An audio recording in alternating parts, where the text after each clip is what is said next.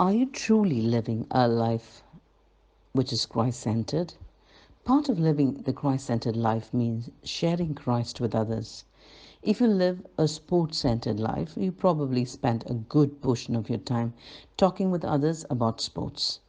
If you look at your life and if you're living a cooking centered life, you would probably spend a good portion of your life sharing and talking and trying out the new recipes in YouTube.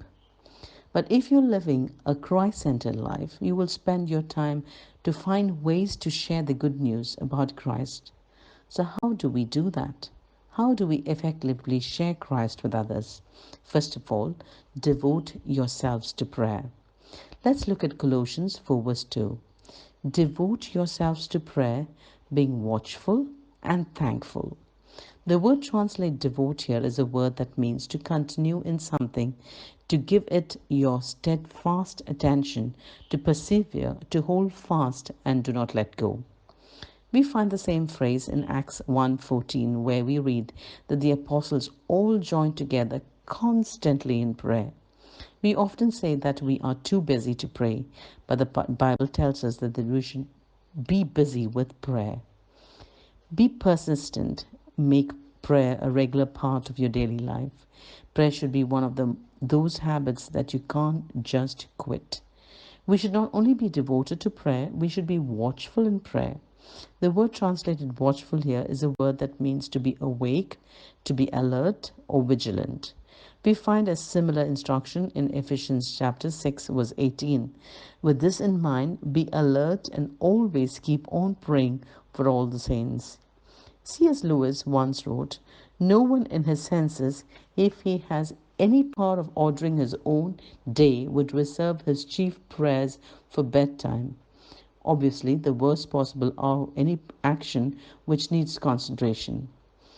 But Paul is not just talking about wakefulness here, but watchfulness, being alert, watching over your own life with prayer, watching over the people around you in prayer, being alert to opportunities and how your life affects your witness. And then Paul says we should be thankful. Paul continues to sound the note of thanksgiving in this letter. In fact, this is the seventh time in 4 chapters that Paul has mentioned thankfulness. Thanksgiving is essential to keep prayer fresh and alive, to staying alert. Remember, while writing this letter, Paul was in prison. And if Paul could remember to be thankful in prison, we also can remember to be thankful in prayer. We should be persistent, watchful, and thankful in prayer. In the words of Spurgeon, heaven's gate is not to be stormed by one weapon, but by many. Spare no arrows. Watch and see that none of the arms in the armory are rusty. Beseech the throne of God with 100 hands, and look at the promise with 100 eyes. You have a great work on hand for you. Have to move the arms that moves the world. Watch then for every means of moving that arm. See to it that you apply every promise that you use, every argument that you wrestle with all your might.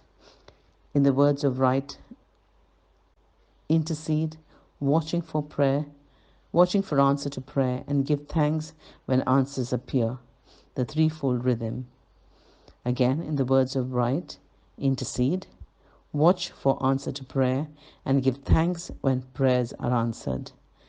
This is the threefold rhythm of prayer. Be blessed.